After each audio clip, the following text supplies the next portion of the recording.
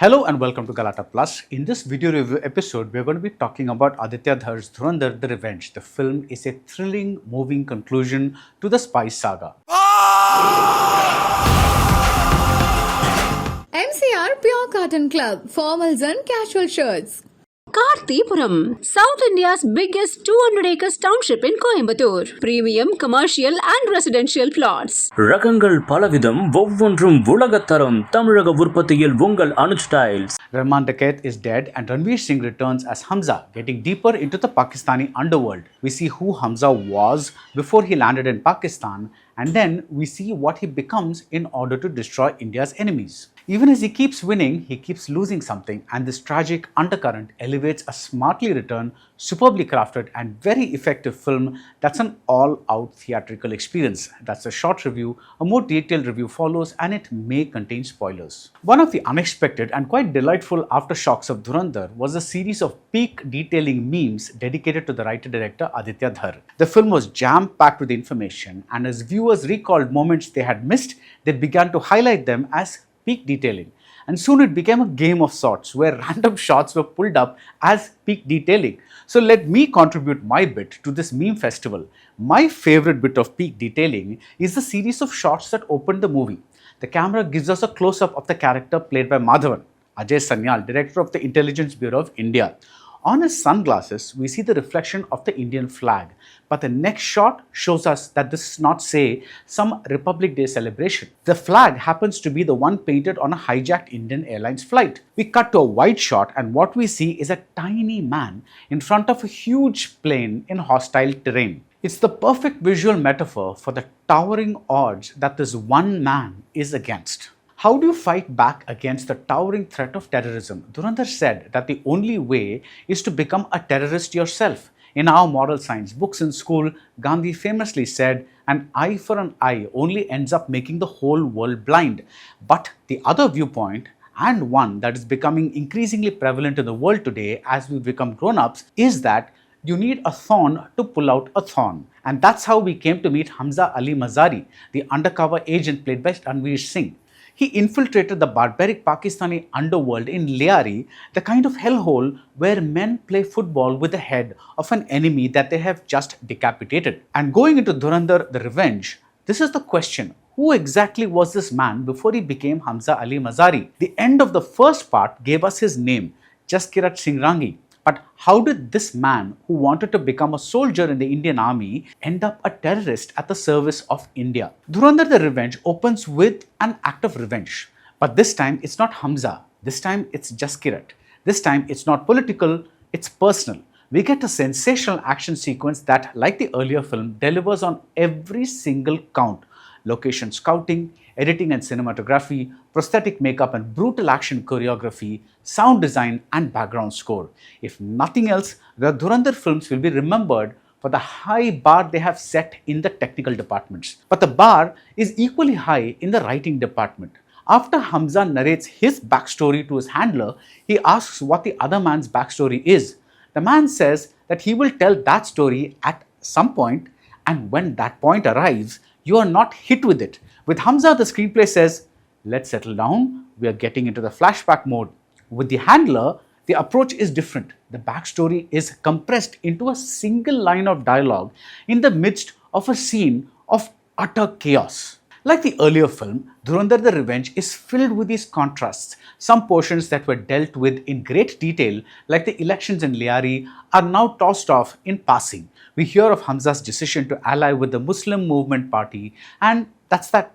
There is the docu-fiction feel of flipping through the pages of a newspaper and just glancing at the headlines. At other points, like when Jaskirat goes to his hometown, the screenplay slows down. Shot, reverse shot, shot, reverse shot. The filmmaking is still, and it breathes to the extent that I was holding my breath wondering if this troubled man will finally find peace.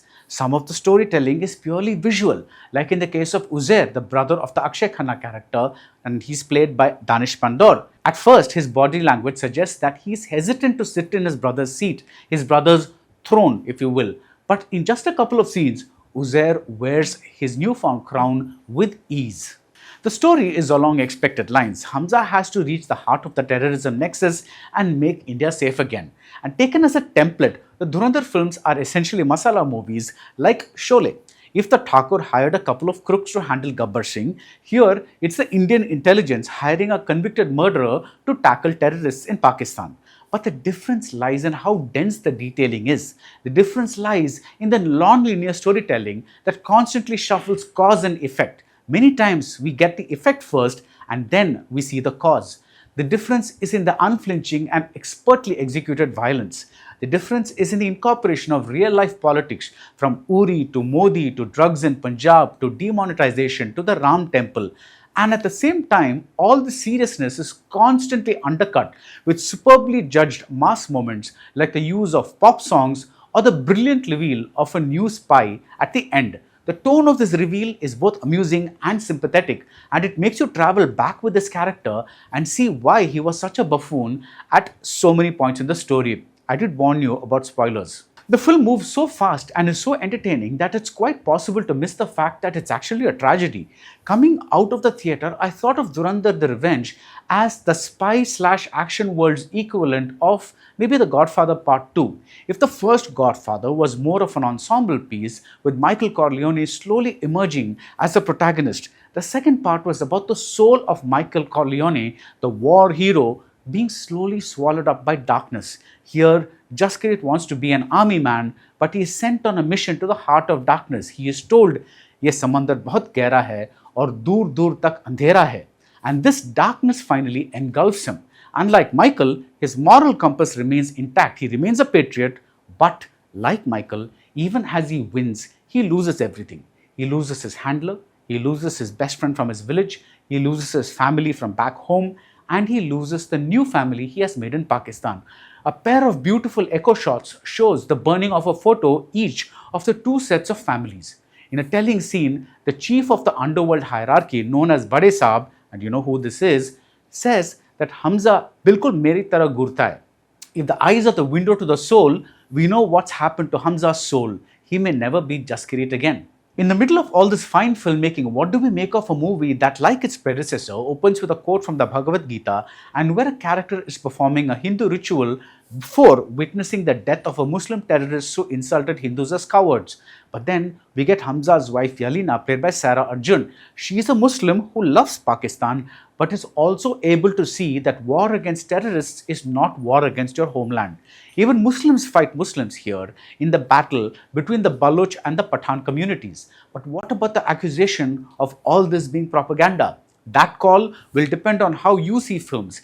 Even the staunchest Modi supporters may feel a twinge during the demonetization portions, but overall, there is no denying that we have become more aggressive as a nation and as a people, and whether that's something to be celebrated or not is up to each individual viewer. But as a movie, as something made to be experienced on the big screen, Dhurandhar the Revenge delivers on almost all counts. The killing of a loudmouth cop is one of the best theatre moments in recent times. The reservations I had were very few, like I wondered about the plot point of Hamza keeping a diary or about a conversation that Yelena overhears a little too conveniently. I also wanted more of some characters, like Rahman Dakait's wife, who vanishes after a well-timed slap, or even Uzair and Yalina. But then maybe Aditya and Co will develop these various strands into a mini-series. There's so much material here, so much potential for furthering the story and this world. But mainly, this film lacks a charismatic villain at the center. Arjun Rampal is very good, and there are some solid scenes written around the relationship he shares with his toxic father, but Rahman Dakait was really something else. The casting is brilliant and almost every performance clicks, but the best of the lot are Madhavan, showing grey shades like never before, and of course Ranveer Singh. Ranveer's capabilities were never in doubt, and he has molded himself into every kind of acting zone, from Bansali's dance drama style to Zoya Akhtar's restrained realism. In Dhurandhar the Revenge, he's very literally in what the internet calls beast mode. The character is referred to as Babbar Sher, and as Hamza, Ranveer's hair is styled like a lion's mane. Not only does Hamza look different from Jaskirat, even the stone-faced way Hamza weeps is different from the very vulnerable way that Jaskirat weeps. At one highly emotional point around the interval, Hamza drops his animal act and becomes Jaskirat just for a bit, and then snaps back to being Hamza again. It's thrilling to watch, and yet Hamza is no solo hero in the Stallone Schwarzenegger mode. When he is captured, he still needs the help of the Indian intelligence to escape. And at the end, he is reduced to someone like the John Wayne character in The Searchers. He completes the mission, but he will never know a home again. The door, here it's a gate, closes on him. In Searchers, it was a door, here it's a gate, it closes on the character. Like Sholay, the ending is bittersweet. The only way to pull out a thorn may be to use another thorn, but as the heading of the first chapter of the earlier film suggested, there is a price to be paid for peace. That's it about Dhurandhar The Revenge. If you like this video review, do subscribe to Galatta Plus and see you soon at the movies. MCR Pure Cotton Club, formals and casual shirts. Karthipuram, South India's biggest 200 acres township in Coimbatore. Premium, commercial and residential plots. ரகங்கள் பலவிதம் ஒவ்வொன்றும் உலகத்தரம் தமிழக உற்பத்தியில் உங்கள் Anuj tiles